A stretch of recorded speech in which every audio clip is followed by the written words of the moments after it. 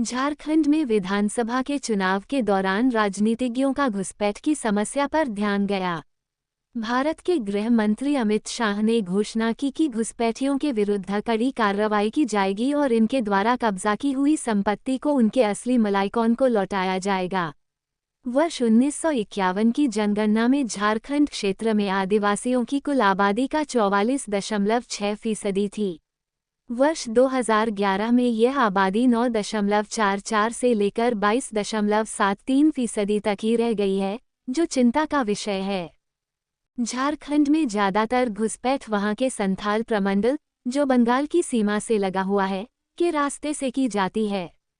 वहां से ये बांग्लादेशी इस संभाग के 6 जिलों में फैल जाते हैं।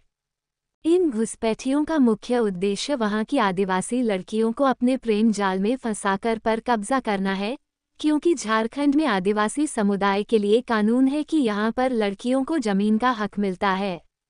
इसी प्रकार उत्तर पूर्व के राज्यों, जिनकी सीमाएं बांग्लादेश से लगती हैं, वहां पर घुसपैठियों की समस्या उग्र हो रही है। ये घुसपैठिए बांग्लादेश और म्यांमार से इन राज्यों में घुसते हैं। कुछ समय पहले असम में रोहिंग्या घुसपैठियों ने सरेआम प्रदर्शन कर आज़ादी की मांग की। इसी प्रकार 1992 से 1999 के बीच में म्यांमार से आए कुकी और नगाओं तथा कुकी व वहां के पेटियों के बीच हिंसक संघर्ष हुए। इसी तरह बांग्लादेश से आए रोहिंग्याओं ने पूरे उत्तर पूर्वी राज्यों त्रिपुरा, नागालैंड, असम और मणिपुर आदि में वहां की शांति को भंग किया हुआ है।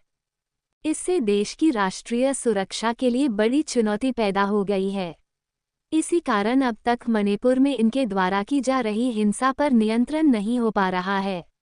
रोहिंग्या घुसपैठिए बड़ी संख्या में देश भर में फैल गए हैं। पिछले लंबे समय से पश्चिम बंगाल में सत्ता बांग्लादेशी घुसपैठियों की मदद से ही प्राप्त की जा रही है। बंगाल में अक्सर बांग्लादेश की तरह हिंदुओं पर अत्याचार होते हैं, लेकिन वोट बैंक की राजनीति के कारण वहां की सरकार इनके विरुद्ध सख्त कदम नहीं उठाती है।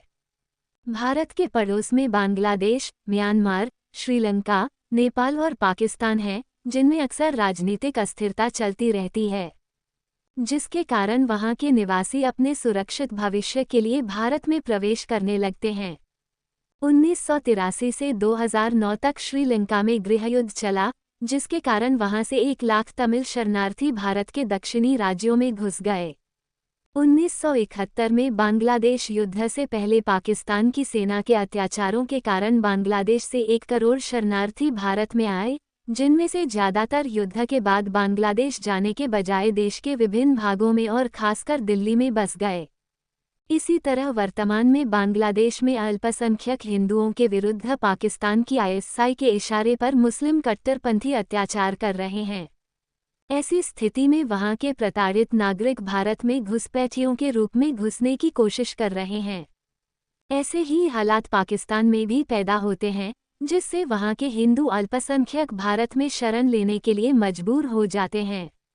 मानवता के आधार पर भारत सरकार ने पाकिस्तान, अफगानिस्तान और बांग्लादेश से भारत आने वाले हिंदू, सिख और ईसाई शरणार्थियों के लिए भारतीय नागरिक संशोधन कानून पास किया था, मगर देश के कुछ राजनीतिक दल वोट बैंक की राजनीति के कारण इसको भारत के मुस्लिम नागरिकों के विरुद्ध उनकी सहानुभूति हासिल करने के लिए इसका भी विरोध कर रहे हैं। राष्ट्रपति चुनाव में डोनाल्ड ट्रंप ने अमेरिका के अंदर घुसपैठ पर चिंता व्यक्त की थी। उनके अनुसार अरब देशों से आए मुस्लिम कट्टरपंथियों ने अमेरिका की शांति को भंग कर दिया है। प्रमुख शहरों न्यूयॉर्क और शिकागो में उग्र प्रदर्शनों के द्वारा जिहाद की मांग उठाई है।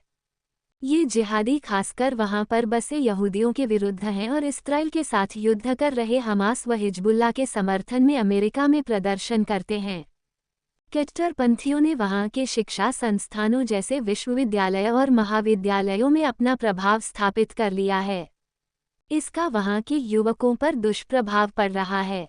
इसे देखते हुए ट्रंप ने इन घुसपैठियों के विरुद्ध सख्त कार्रवाई का भरोसा देते हुए कहा है कि वो पूरे देश में अभियान चलाकर उन्हें अमेरिका से बाहर निकालेंगे।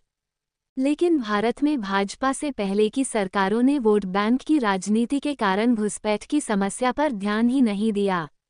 इसलिए भारत सरकार को घुसपैठियों की भी डोनाल्ड ट्रंप की तरह पहचान कर उन्हें देश से बाहर करने की दिशा में कदम उठाने की जरूरत है।